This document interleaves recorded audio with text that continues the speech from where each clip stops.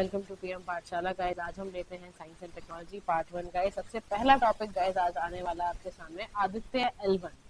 ठीक है, देखो इसरो ने सक्सेसफुली इंडिया का पहला स्पेस बेस्ड ऑब्जर्वेटरी जो आपका सोलर मिशन है उसकी स्टडी के लिए सेकेंड सितंबर को यानी कि सन की स्टडी करने के लिए बेसिकली ये प्रोजेक्ट रखा गया है और ये लॉन्च किया गया है। अच्छा, 18 सितंबर की ये न्यूज थी कि इसरो ने सक्सेसफुल जो आपका L1 है, बताऊंगी मैं आपको ये कि लैग्रेंजियन पॉइंट क्या होता है, तब आपको पता चलेगा। उसमें इंसर्ट हो गया था इसरो का जो सिस्टम किया था, और इसने सबसे पहला बिगनिंग करा है कि 110 दिनों का ट्रेजेक्टरी डेस्टिनेशन है और L1 लैग्रेंज पॉइंट के आसपास ये सारी स्पेसक्राफ्ट में घूमे। अच्छा, इसमें क्या क्या इंस्ट्रूमेंट्स का इस्तेमाल किया गया आपको डेफिनेट पता होना चाहिए। सुपरा थर्मल है, एनर्जेटिक पार्टिकल स्पेक्ट्रोमीटर इंस्ट्रूमेंट इसमें इस्तेमाल किया है सोलर पेलोड में। ठीक है, और इसमें क्या है बेसिकली साइंटिफिक डेटा कलेक्ट करने के लिए। अच्छा, जो ये स्टेप्स है यानी कि जो supra thermal and energetic particle spectrometer है, इसमें 6 सेंसर होंगे जो डिफरेंट डायरेक्शन में जाएंगे और जाके वहाँ पर मेजर करेंगे सुपरा थर्मल को और साथ साथ वहाँ के एनर्जेटिक आयंस को कलेक्ट करेंगे और वहाँ उसको मेजरमेंट करेंगे।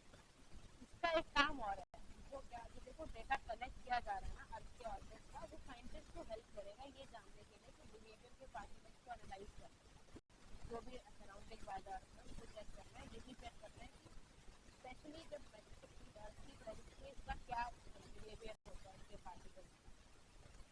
स्टेप जो है कंटिन्यू अगर रखा लाइक सबसे पहले आदित्य L1 लॉन्च व्हीकल क्या है इसका PSLV साइज है, इसको प्लान करा गया, प्लेस करा गया हालो ऑर्बिट जो आपके सोलर अर्थ के अराउंड ये L1 जो है पूरा हो गया। साइंस है तो आपका ऑब्जेक्टिव्स क्या थे इसका, देखो सबसे पहला ऑब्जेक्टिव है सोलर का अपर एटमॉस्फेयर चेक करके आना, जिसको हम कहते हैं क्रोनोस्फेयर या कोरोना। ठीक है, उसको चेक करना है। क्रोमोस्फेरिक और कोरोनल हीटिंग को जानना है, उसमें कितना आयोनाइज प्लाज्मा है, पार्शियली है, क्या है, उसको चेक करना। इन सितु पार्टिकल्स कौन से हैं, प्लाज्मा एनवायरनमेंट कैसा है, ताकि आपको सन के बारे में उसके पार्टिकल के बारे में डायनेमिक्स के पता चले। फिर वहां का क्रोमोस्फेयर कैसा है, वहां का जो स्पेस का वेदर है उसमें कैसे कैसे सोलर विंड कैसे चलती हैं, वहां का कॉम्पोजिशन क्या है। ठीक है, उसके वेदर कंडीशंस को जानना। इसके अंदर होगा क्या क्या, आदित्य L1 कैरी क्या करता है, 7 पेलोड है। एक रिमोट सेंसिंग पेलोड है जो कि वहां के सोलर का अल्ट्रा वायलेट इमेजिंग टेलीस्कोप के बारे में बताएगा, विजिबल इमिशन लाइन के बारे में बताएगा, हाई एनर्जी L1 ऑर्बिटिंग के बारे में बताएगा। इन सितु पेलोड में वो ये बताएगा कि प्लाज्मा का एनालाइजर पैकेज क्या है, उसका रेजोल्यूशन कितना है। यूनिकनेस इस मिशन की सबसे ज्यादा पहली बारी किसी सोलर डिस्क में स्पेशली रिजॉल्व किया जाएगा और नियर यूवी बैंड ये बेसिकली दिखाया जाएगा। इसमें आपको उसमें इंफॉर्मेशन भी मिलेगी जो आपकी कंसिस्टेंटली ऑब्जॉर्व नहीं कर पा रहे थे, अब कुछ ऐसा सिस्टम क्रिएट करा गया कि कंसिस्टेंटली वहां की इंफॉर्मेशन आपको मिलती रहे।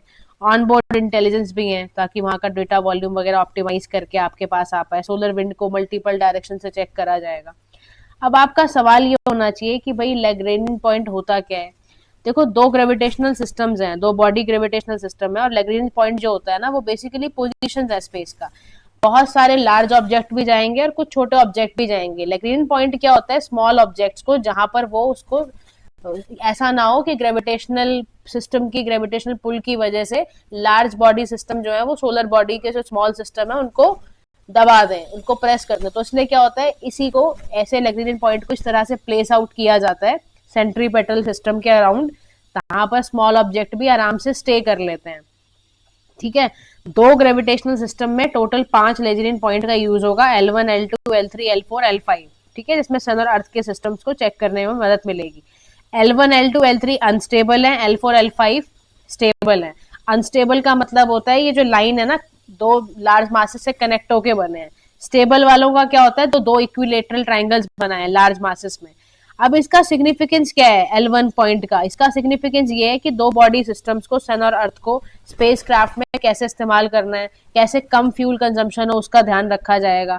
तो सैटेलाइट L1 के अराउंड जब प्लेस की जाएगी तो उससे ये एडवांटेज मिलेगा कि सन की ऑब्जर्वेशन आपको कॉन्टिन्यूस मिलेगी, चाहे एक्लिप्स लगे, चाहे कोई ग्रहण लगे, चाहे कुछ हो, आपको इन्फॉर्मेशन सन के अराउंड क्या चल रहा है वो पता चलती रहेगी। तो इसका मैकेनिज्म यही है कि ग्रेविटेशनल पुल जो दोनों इक्वल बॉडीज के, मैंने आपको बताया ना सेंट्रीपिटल फोर्स जो भी नेसेसरी होता है स्मॉल बॉडीज को, ऑब्जेक्ट को मूव कराने में, वो मैकेनिज्म के अकॉर्डिंग ये L1 बनाया गया है। दूसरी इन्फॉर्मेशन क्या है कि एलेरियन पॉइंट जो आता है ये किसी एक इटालियन फ्रेंच मैथमेटिशियन के नाम पे रखा गया था, ये याद रखना, उनका नाम था Joseph Louis Lagrange. Lagrange point में क्या होता है, L1 है, लाई करेगा वो सन और अर्थ के बीच में, इसका डिस्टेंस जो होगा वो अर्थ के अप्रोक्सीमेटली 1% होगा और सन के डिस्टेंस के अराउंड में। नासा का भी ऐसे ही जॉइंट सोलर हेलियोस्कोपिक हेलियोसोफ्रेकिक आपका एक ऑब्जर्वेटरी सैटेलाइट है, सोहो मिशन कहते हैं, वो भी आपका L1 पॉइंट के नियर है। तो हमने भी L2 के पॉइंट, उनका जेम्स वेब वाला L2 पे गया, हमने अभी आदित्य L1 को L1 पे भेजा है। ठीक है गाइस, तो this is about this particular article. Now come to the tidal locking क्या होती है। देखो जैसे जैसे सन राइज करता है ऑन द मून, इसरो ने क्या करा, वहीं पर ना जहां trying to wake up rover Pragyan और लैंडर विक्रम को, जहां पर वो स्लीपिंग मोड में लूनर के नाइट में सर्वाइव कर लेते हैं। तो जो चंद्रयान 3 का जो मिशन था, जिसको चंद्रयान 3 मिशन कहते हैं, सोलर पावर्ड था, और जो इसकी लैंडिंग थी वो प्लान थी कि भाई कोइंसाइड की जाए डे लाइट पीरियड में। डायरनल टेम्परेचर रेंज जो मून का होता है वो बहुत हाई होता है, बहुत डिफिकल्ट था चंद्रयान 3 मिशन में कि कैसे एक्सट्रीमली लो टेम्परेचर में ड्यूरिंग द लोनर लाइट कैसे करोगे। तो इसीलिए जो लैंडर और रोवर होता है ना, उनको इस तरह से हाइबरनेशन मोड पे रखा जाता है। हाइबरनेशन का मतलब होता है कि आप स्लीपिंग मोड में हो और उस समय क्या होता है, अपनी एनर्जी को गेन कर रहे हो आप स्लीपिंग मोड में होते हुए। तो लूनर सनसेट से पहले ये इस फॉर्म में होते हैं, फिर उनकी रीअवेकनिंग कराई जाती है और इसरो के लैंडर वगैरह में चेक करा के फ्यूचर स्पेस एक्सप्लोरेशन की तैयारी कराई जाती है। अब देखो क्या होता है कि ल्यूनर डे कब आता है। देखो ल्यूनर डे का मतलब है अल्टीमेटली कि ऐसा सोलर डे जहां पर आप क्या बात कर रहे हो कि भाई mean solar day on the moon, that is lunar day is the time जहां पर moon takes to complete 1 rotation on its axis sun के रिस्पेक्ट में। तो एक सोलर डे का मीन का मतलब है मून का इज 29.5 अर्थ डे। ठीक है, यानी कि एक मतलब अगर 1 mean solar day on earth 24 hours का होता है, लेकिन 1 mean solar day on the moon जो होता है वो 29.5 अर्थ डे के बराबर होता है।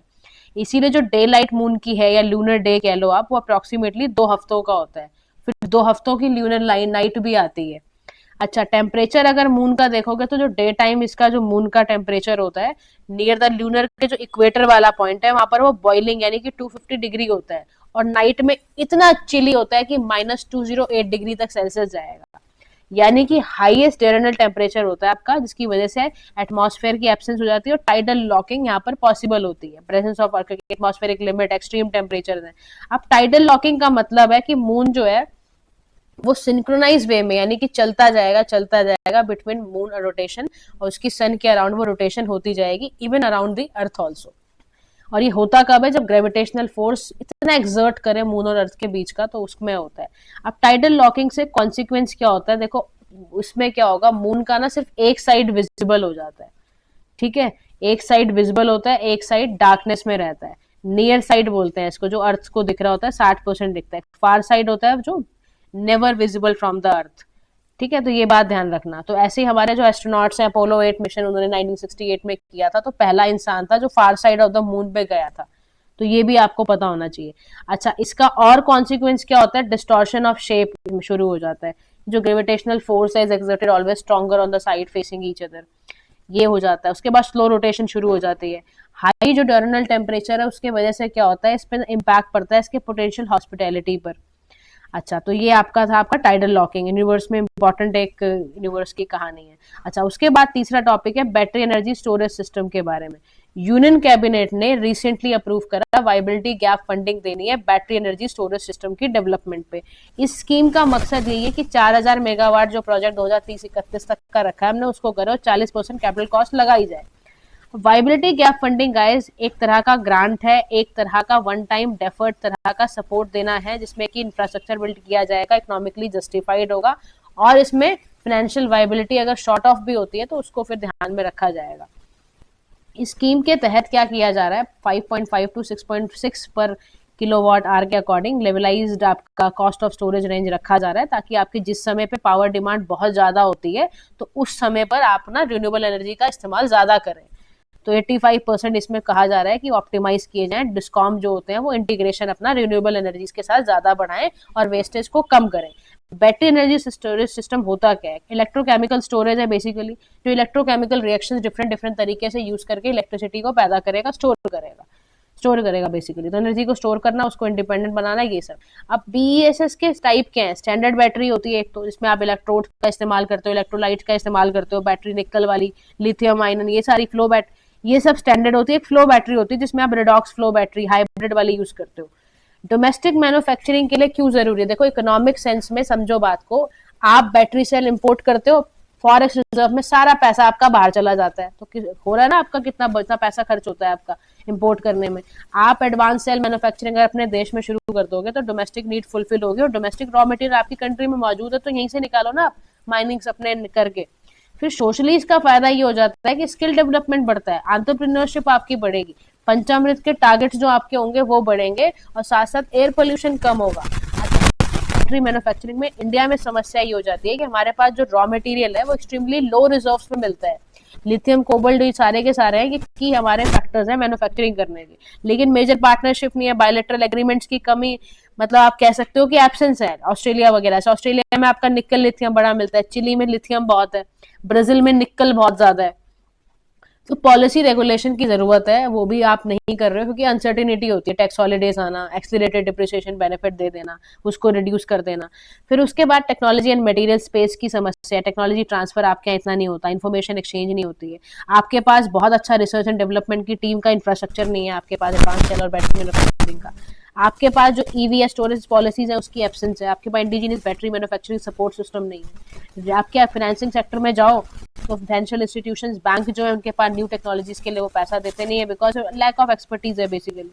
तो वे फॉरवर्ड में कहा जा रहा है सबसे पहले ना आप डिमांड क्रिएट करो, सॉफ्ट लोन फैसिलिटी डिस्कॉम्स वगैरह को दो, तब तो वो डिप्लॉय करेंगी। फिर मैन्युफैक्चरिंग जो प्रोग्राम्स है उसको फेज वाइज में लेकर आओ, उसको इंसेंटिवाइज करो, they should be minimum 50% value addition करो। स्टेट गवर्नमेंट को बोलो भाई कि वो भी इंफ्रास्ट्रक्चर के लिए सपोर्ट लेना शुरू करें, रीडिजाइन करें जीएसटी रेट्स को भी, ताकि डिस्करेज करो आप इंपोर्ट्स को और अपने देश में बैटरी प्रोक्योर करना सीखो। फिर रिसाइकलिंग करने की कोशिश करो कि जो आपके ईपीआर सिस्टम है, एक्सटेंडेड प्रोड्यूसर रिस्पांसिबिलिटी की तरफ जाओ, डिजिटाइज जो वेस्ट मैनेजमेंट है उसको ठीक करो, सर्कुलर इकोनॉमी की तरफ बढ़ने के लिए सबसे अच्छा प्रयास है गाइस। ठीक है, चलो गाइस, तो आज के लिए इतना ही, दूसरे टॉपिक्स कल की वीडियो में करेंगे। Do like, share and subscribe to PM Pathshala. Have a nice day to all, thank you.